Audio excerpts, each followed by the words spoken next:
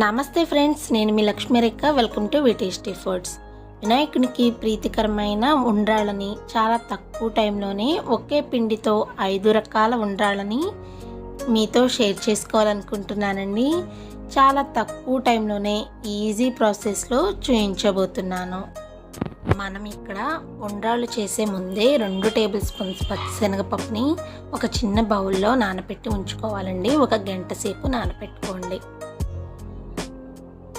తర్వాత ఒక గిన్నెలోకి 1/4 కప్పు బెల్లాన్ని తీసుకోండి. అలాగే 1/4 కప్పు నీళ్ళను తీసుకోండి. స్టవ్ పై పెట్టుకుని ఒక పొంగు రానివ్వండి. పాకం ఏమీ రావసరం లేదండి, బెల్లం కరిగితే సరిపోతుంది. ఇలా కరిగించుకున్న తర్వాత మరొక ప్యాన్లోకి ఈ బెల్లం పాకాన్ని వడగట్టుకోండి. ఇలా వడగట్టడం వలన బెల్లంలో ఏమైనా డస్ట్ ఉంటే పోతుంది. ముందుగా మనం నానబెట్టి పక్కన ఉంచుకున్న పచ్చిశనగపప్పుని ఈ పాకంలో వేసేయండి. అలాగే చిటికెడు ఉప్పు, 3 నుంచి 4 దంచుకున్న యాలకులు, అలాగే 1 స్పూన్ నెయ్యిని కూడా వేయండి. ఈ బెల్లం పాకంలోనే పచ్చిశనగపప్పు పచ్చి లేకుండా ఉడికించుకోవాలి. మనం నానబెట్టాం కనుక మనకి పచ్చిశనగపప్పు త్వరగానే ఉడికిపోయిందండి. 1/4 కప్పు బెల్లం తీసుకున్నాం కనుక 1 కప్పు నిండుగా పొడి వరిపిండిని తీసుకుంటున్నానండి. 1/4 కప్పు బెల్లానికి 1 కప్పు వరిపిండి అయితే కరెక్ట్గా సరిపోతుంది. ఇలా బాగా కలుపుకోవాలి. మీరు ఏ గిన్నెతో అయినా కొలుచుకోవచ్చండి, కానీ ఒకే గిన్నెతో కొలిచినట్లయితే ఉండ్రాళ్ళు అనేవి మనకి పర్ఫెక్ట్గా కుదురుతాయి. ఇలా బాగా కలిపిన తర్వాత ప్లేట్ వేసేసి పక్కన ఉంచండి. ఈ పిండి మనకి గోరువెచ్చగా వచ్చేలాగా పక్కన పెట్టుకోవాలండి. ఇక్కడ పిండి మిశ్రమం గోరువెచ్చగా వచ్చిన తర్వాత ఇలా బాగా కలుపుకోవాలండి.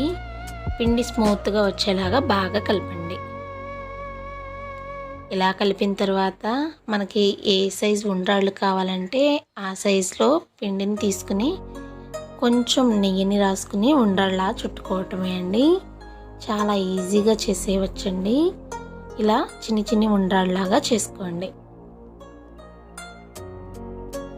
ఇలా మీకు ఎన్ని ఉండ్రాళ్ళు కావాలంటే అన్ని ఉండ్రాళ్ళను చేసుకోండి. తర్వాత రెండో షేప్ కోసం కొంచెం పిండిని తీసుకుని ఇలా అప్పాల్లాగా చేస్తున్నానండి. ఇలా 5 అప్పాలను చేస్తున్నాను.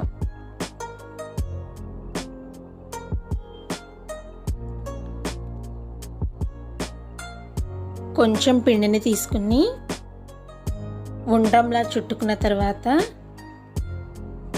ఇలా వేళ్ళతో ఒత్తినట్లయితే మనకి ఈజీగా ఈ షేప్ అనేది వచ్చేస్తుందండి. ఇలా ఒక 5 చేసుకుందాం. 4వ రకంగా వినాయకుని చేతిలో ఉండే కుడుముని చూద్దామండి.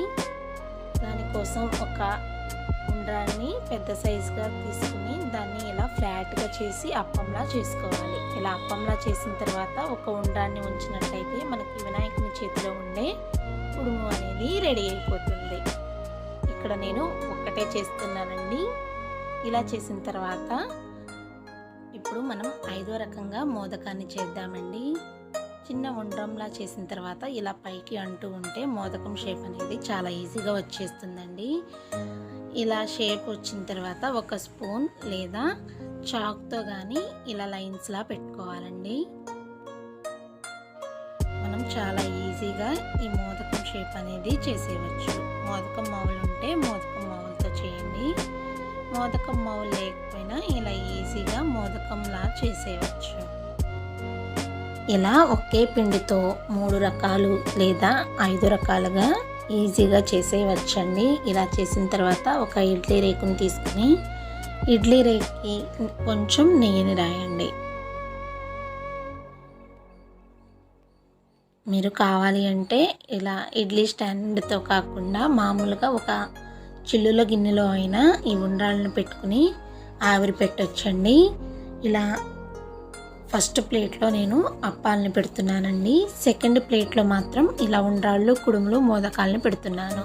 అదే మనం ముందే ఉండ్రాళ్ళను పెట్టేసినట్లయితే పైన ఉన్న బరువుకి కింద ఉండ్రాళ్ళు అనేవి అణిగిపోతాయండి. అలా కాకుండా ఇలా ఉండ్రాళ్ళని, మోదకాలని, కుడుముల్ని ఇలా పైన పెట్టుకోవాలి. ఇలా పెట్టిన తర్వాత 1/4 గ్లాసు నీళ్ళను పోసి నీళ్లు కొంచెం వేడెక్కిన తర్వాత ఇడ్లీ స్టాండ్ని ఇడ్లీ పాత్రలో పెట్టుకుని అన్ని వైపులా ఇలా ఆవిరి బయటికి వచ్చేలాగా ఉడికించుకోవాలి. మీడియం టు సిమ్ ఫ్లేమ్లో ఒక 15 నుంచి 20 నిమిషాల పాటు ఉడికించండి. అంతే అండి, ఎంతో తక్కువ టైంలోనే వినాయక చవితికి 5 రకాల ఉండ్రాళ్ళను ఈజీగా చేసేయవచ్చు. ఈ ఉండ్రాళ్ళు టేస్ట్ కూడా చాలా బాగుంటాయండి. 1కి 4 తినేంత రుచిగా ఉంటాయి. ఈ వీడియో కనుక మీకు నచ్చినట్లయితే తప్పకుండా ఒక లైక్ చేయండి. మరికొందరికి ఈ వీడియోని షేర్ చేయండి. మరిన్ని టేస్టీ, సింపుల్, హెల్దీ రెసిపీస్ కోసం వీ టేస్టీ ఫుడ్స్ ఛానల్ని సబ్స్క్రైబ్ చేసుకోండి. Thank you for watching.